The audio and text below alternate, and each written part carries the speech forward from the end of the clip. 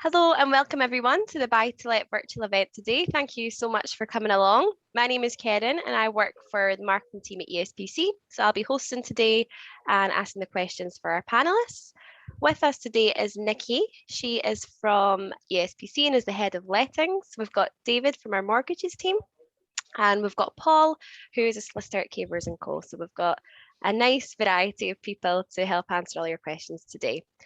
So the layout of today's webinar will be an overview of the market from Nikki, and then we'll start our question and answers from your pre-submitted questions. And if you do have any questions that come up over the course of the event, please just feel free to pop them into our Q&A box at the bottom. And if we have time, we'll do our best to get around as much as possible.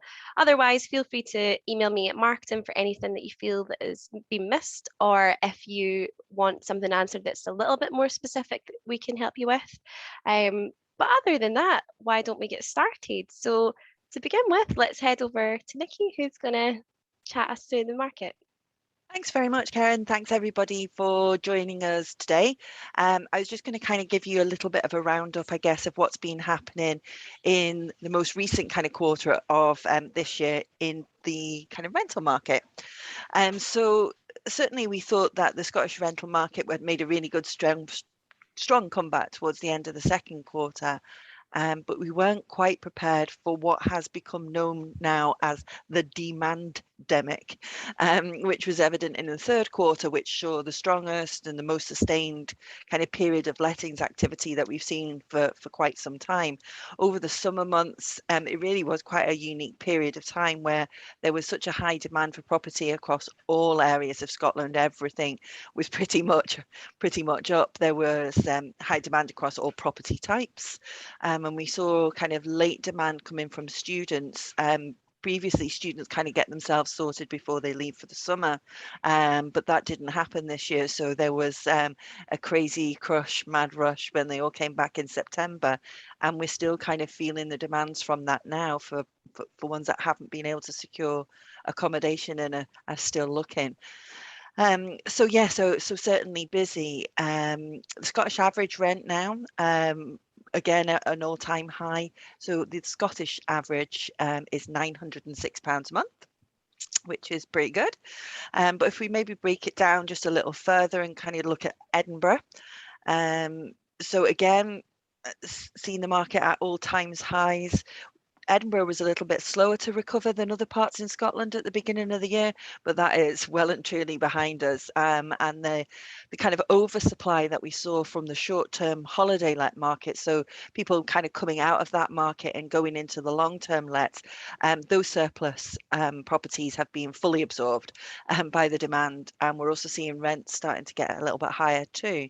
And that's pushed the average monthly rent in Edinburgh to £1,157 a month.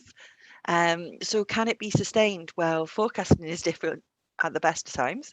And certainly recent days are showing us there's things that are happening, constantly changing. Who knows where we're going to go in the next couple of days, weeks, months. But what I can say is the demand hasn't seen any slowdown as we approach the end of the year. So I suspect we'll maintain at least the current pace. It could be here to stay. So yeah, the buy-to-let market is a pretty good place to be just now. Yeah, exactly. Well, thank you so much, Nikki. Thanks. So we'll head over to doing the questions. And the first one is for Paul. What tax is deductible from rental payments?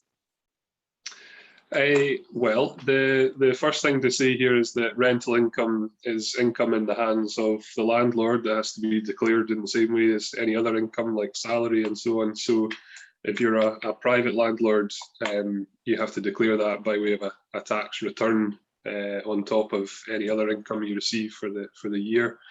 Certain things are deductible from your income. Things like insurance and certain repairs can be deducted. And also there used to be things like mortgage interest, which you could deduct, but that has been done away with recently, which is not in favour of landlords. But to be totally honest with you, it's a question for your accountant. So if you have income from a rental property in this way, then the thing to do is to hand all your evidence of income and receipts for outlays to your accountant, and they will sort it out. They'll tell you what's deductible or not. I believe I'm right in saying there's certain limits on things like repairs and so on that you can claim in any year, but certain things are deductible against the income from the rent. Thank you. Our next one is for David. What criteria do lenders look for in buy-to-let mortgages? Well, the main sort of criteria is the deposit size. Typically, you're looking for about 25% deposit, but there is lenders we can get access to who will consider 20%. I think the thing you've got to remember, which is very key in Edinburgh, is that the mortgage is based on the purchase price or the valuation, whichever is the lower figure. So if you choose to bid over the valuation, that's not included in your 20 to 25% deposit. And in essence, you need extra money, ammunition for that to try and beat the competition. Other desirables are that ideally you would be an owner-occupier of your main residence. The buy-to-let lenders like that, but it's not essential. Each lender will also have their own rental stress test to decide how much they can borrow. So that will decide how much rental income that property could potentially generate. So it needs to pass those tests to get a certain amount of money that is requested as well. The bigger the deposit you have, the better chance you have of passing those stress tests.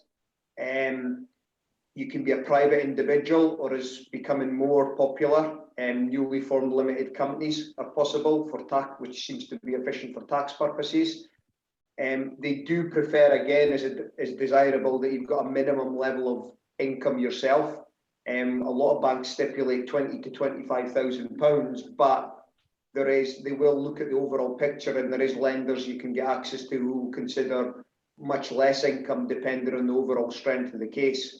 And I suppose the final thing to say is they do also take a keen interest on the type of tenant that will be going into the property. So students, DSS, some lenders get a little bit rightly or wrongly more nervous about, but longer term agreements with professionals is the desirable one for most lenders. Thank you. The next one is for you again, Paul. How difficult is it to invest through a Scottish company if you are an overseas investor? Well, the answer is not particularly difficult in terms of the legal work. It's just the same process as it would be for any other company or any other purchaser. I'm assuming that the person asking the question is not looking to launder money, so would want to do everything by the rules. But I think the 2 points that jump out at me from this question are to point out that there are new rules recently introduced about declaring beneficial owners of companies. So if it's a company based in the UK, essentially there is now a register at the land register where you have to identify who the people in control of the company are. So there's certain rules around that. So it's possibly not quite as easy as it maybe has been in the past to, well, I choose my words carefully, but disguise who is behind certain companies. So that's something to bear in mind. And obviously, if you're buying in Scotland, you'll be buying through a Scottish solicitor, and there are very strict rules on things like evidencing source of funds, where the money's coming from. So the reference to being an overseas investor means that you're going to have to potentially provide a little bit more in the way of evidence than your average person would for that. And I think the last point I would make is that any purchase through a company attracts additional dwelling supplement, which is the 4% tax in addition to stamp duty or land and buildings transaction tax that you have to pay. So if you're buying through a company, you should always factor that into your budgeting when you're buying. Thank you. And another one for yourself. So this one's a little bit more specific. This question is from someone that's looking at the Edinburgh market with a £350,000 budget.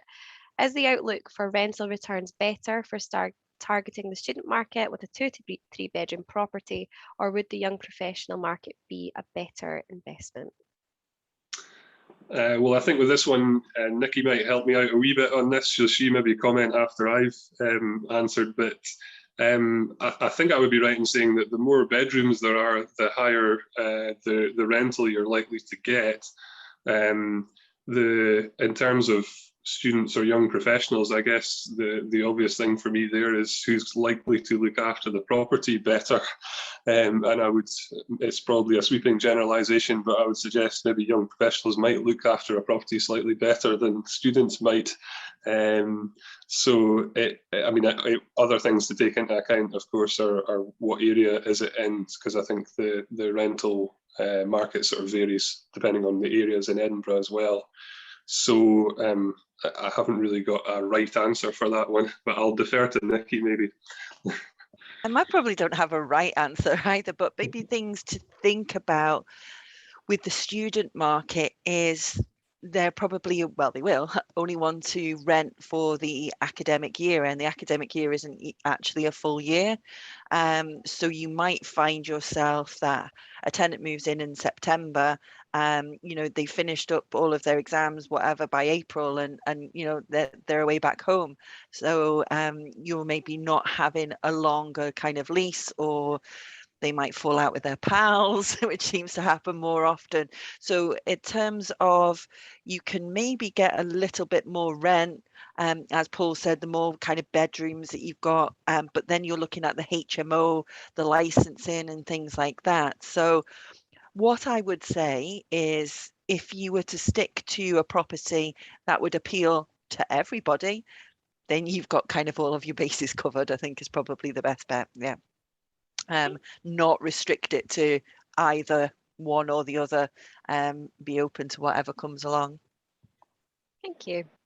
And David, you kind of touched on this a little bit earlier, but we've got a question that's asking, how much of a deposit does one need for a buy-to-let mortgage? Yeah, as I said, the standard's 25. There is reputable, well-to-do lenders that will consider 20.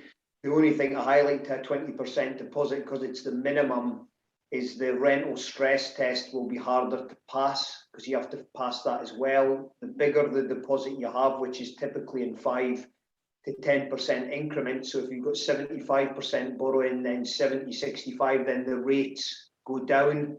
And so does typically the risk the banks deem, which means that you get lower interest rates and it's easier to pass the stress test. But as a minimum, yes, it's 20 to 25% deposit. Thank you.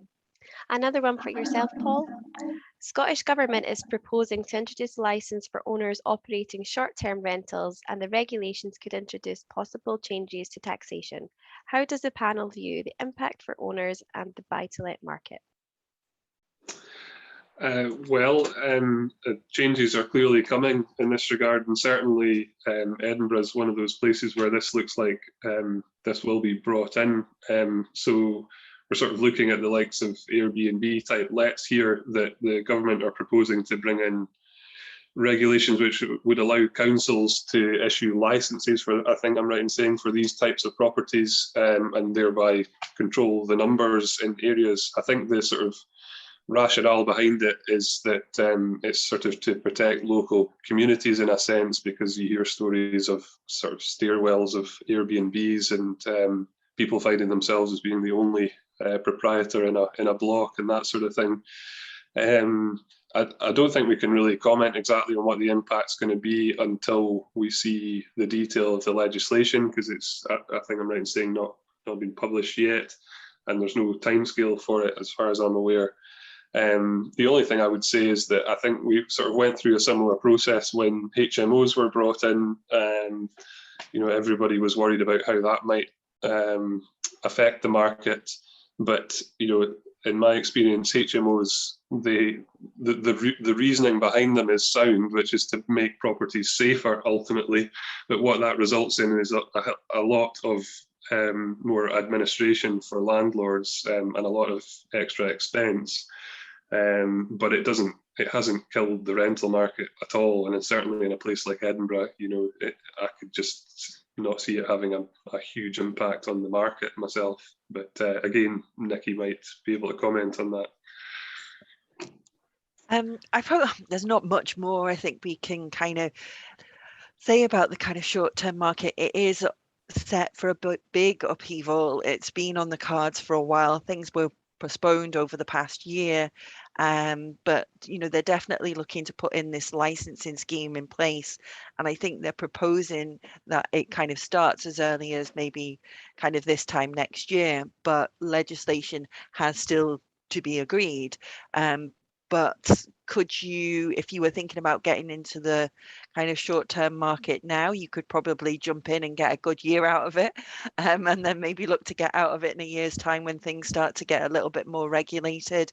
But it's certainly on the way. And yeah, regulations are good in many terms. It makes sure everything is operating safely and legally, and that the market isn't flooded with these kind of properties, so that if you are a local resident, you haven't got people in and out of your stair all day, all night. So they're doing it from the right place, but maybe kind of the owners of short-term lets are maybe not kind of seeing it just yet, but I think it's coming from the right place. Thank you. And Paul, another one for yourself. This viewer would like more details on the new requirement for tax submissions requiring special software and receipts. Yeah, well, I mean, obviously, again, this is probably a question more for your accountant than your solicitor. But I think my only experience of this so far is that they recently changed the rules. Well, I say recently, in the last few years, they changed the rules about VAT reporting, that it all had to be done using an online system, so you could no longer do manual VAT reporting. So they're certainly in the process of extending that now, because there was certain criteria about who had to register for that. They're extending that now to, I think, everyone that is VAT registered. And it sounds very much like, to me, they'll bring it in for most taxes. So you could see, I mean, I think the questioner's maybe getting at income tax there, I'm assuming. So they're maybe a bit more on the ball than I am, but I think they'll probably bring it in the same for income taxes and so on. But again, it's a question for your accountant, usually something that your own accountant will deal with. But at the same time, if you feel up to it, you can probably manage it yourself. So it's a case of submitting returns using online software, basically. Thank you. David, another one for yourself. What, if any, are the limitations of a first-time buyer wanting to purchase a buy-to-rent mortgage? The limitations are, I mean, firstly, it can be done. The only thing I would say is that, to my knowledge, I can only think of 1/2 banks that would consider that. They don't like, many of the banks, the combination of you not owning a property before and then the first property you're going to own being a buy-to-let, so you don't have any previous mortgage track record, because buy-to-lets are seen as a slightly higher risk to the lenders, which is why they ask for a bigger deposit in the first place. So yes, there is a couple of lenders, and they're well-to-do, market-leading high street lenders, but there is limited options, and it might just be a little bit more stringent the way it's assessed. Thank you. And Paul, what is the difference between business rates and rates paid by private householders in Edinburgh City? I seem to be getting all the tax questions today. Sorry. Well, I mean, the difference is how is the property used. If it's used for a business purpose, then you can be liable for business rates, but there's small business exemptions, so a lot of small businesses don't pay rates. Rates paid by private householders, well, I think what that means is council tax. Usually it's the position that the person occupying the property pays the council tax. So if it's a let property, it's usually the tenants that pay it, and the landlord is ultimately responsible for making sure that it is paid. But basically, it's the occupiers that pay it. So the answer to the question is it depends how the property is used, and if it's commercial, then business rates apply. Thank you. And Nikki, I've got one for you. I am looking for guidance on the most profitable buy-to-let areas within Edinburgh and the type of property that is most in demand in the current market. Cool. I think the next question was kind of similar in terms of kind of popular areas to BuytoLet. So I'll just kind of mix them into the same reply, if that's okay. So yeah, when you're buying a BuytoLet property, you're doing it as an investment. So whether that is for the rental yield or, you know, it's a more long-term investment and you're looking at the capital growth that you'll get from the property. So it's difficult to know what's going to happen in the future with the sales market and therefore be able to calculate capital growth. But we can calculate rental yield. So you can kind of calculate what right now is going to be the most profitable for you, I guess. And it will allow you to, if you're looking at the yields you're going to get, then it maybe will concentrate you at different areas and help decide which is the best property for you. So you can work out gross yield pretty easy. You need to take the annual rental income that you've received and divide it by what you purchased the property for. So let me have a look. I've got a wee sum. So if you purchase the property for 180,000 and your monthly rent is 850, times that by 12, and then you can just divide that and it gives you a percentage, which is 5.7%. That is your gross yield. So obviously everybody will be individual in terms of any kind of deductions or taxes that they pay. So we can't quite calculate that, but we can give you the gross yield. There's also a tool on our website where you can kind of play around and, oh, if I buy this and I get this for rent, what kind of yield am I going to get? So that's kind of quite a handy wee tool to have a look. In terms of kind of areas that are popular, well, tenants are probably looking to rent across the city, whether it's for work, study, to be close to friends or family. So it really is kind of across the city. We did see the demand for city centre properties kind of dip last year, but like everything, it came surging back this summer. So again, we're finding that they're really popular at the moment. 1 and 2 bedrooms, probably the most popular. I would say 1 bedroom's tailed off for a little while, but now they seem to be back in the game again. Areas that are popular with tenants right now, certainly based on what we've recently been putting on the market and seeing move really quickly, as anything in the city centre, in Leith and in Stockbridge. So kind of nothing new as kind of historic. Those have always been popular areas, but they maybe took a little bit of a step back recently, but they're certainly the most popular at the moment. And then really kind of in terms of just to give you an idea of what's offering the best kind of yield. So let's have a look, for 1 bedroom properties, postcode areas kind of EH3 and EH9. So that kind of covers anywhere from Inverleith to Tollcross, and then Marchmont and parts of Newington. So for a 1 bed in those areas, you're looking at 5.4%. And then for 2 bedrooms, the most popular areas or the best performing areas, if you like, are EH11 and 12. So that's really kind of to the west of the city, anything from Haymarket, Dalry, Gorgie, Roseburn, Corstorphine, South Gyle, those kind of areas. And that is offering 5.1%. So I said you should be looking at a gross yield of between about 5 and 5.5%. But there are better returns out there. So I would say is stick to your budget. There are properties out there to buy. Make sure you get a good price and hit the rental market when the properties are most in demand, like now.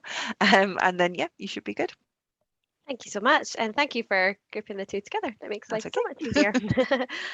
The final of our pre-submitted questions are for yourself, Paul. And then we've got a few that have came in throughout the course and I'll open that up to the whole panel.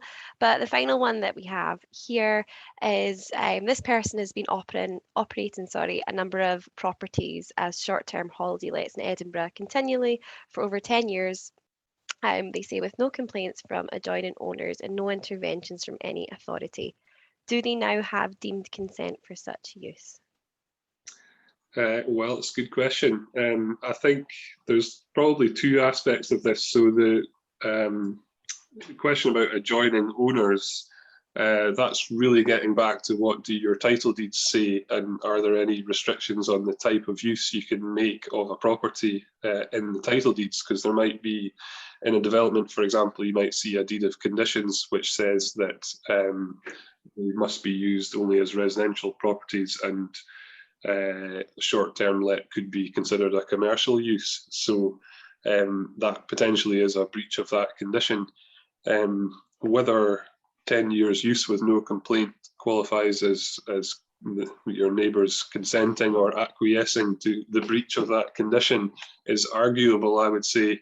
There's sort of two aspects of that even. Is one is, do the neighbours actually know about it? In which case it's difficult to say that they would actually consent to it if they didn't know that that property was being let out in that way. But similarly, they might have a difficult job objecting to it if they hadn't noticed that it had been used in that way for that length of time. So that's a bit of a fudged answer to that one, but I think it's probably arguable in the case of the neighbours, the adjoining owners. As for any authority, I assume they're meaning the council, and with that, as we've already touched upon, legislation can change at any time. So, I don't think that they would be successful in saying that because no one has told them to stop before now, that if legislation changed that they could just get around it. I think if they bring in new legislation about licensing for short-term / holiday lets, then they're going to have to fall in line with that, because that's what the law will say. So I think the answer to the question is possibly in the case of adjoining owners, but probably not in the case of the local authority or the council. Thank you. All right, so I've got a few questions here, and feel free for anyone to jump in if they have a point. So firstly, what is your preferred metric? I think this is a little bit of advice. Gross yield, net yield, or return on investment? I'm not quite sure what they mean by metric. I presume that what they may be wanting to find out is how they should work out what is going to be best for them. As I mentioned when I kind of spoke about yields, it's everybody's has their own kind of deductions that they might be paying out.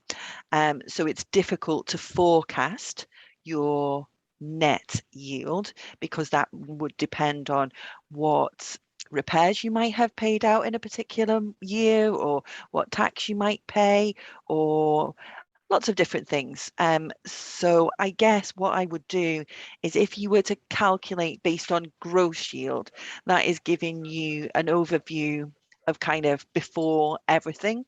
And that's the bit that we can kind of guarantee, because it's based on real figures. It's based on what you bought it for and what you're getting, and those two figures. So I guess maybe if that's how you kind of start to kind of set something in your mind and think, right, I want to be getting a gross yield of this, and then start to do your figures from there, I would say would be my recommended way. All right, thank you. The next question, how do lenders assess your application if you have a mortgage already on your main residence? They will look at the overall picture, but typically if the mortgage has been serviced fine in the background, it's seen as sort of washing its own face. So that's sort of seen as self-funding, and then the buy-to-let is more looked at as a separate entity, which then comes down to deposit, rental stress test, and the financial circumstances of the client. But as a generalisation, your residential mortgage will be just seen as a self-funding entity in the background. All right, thank you.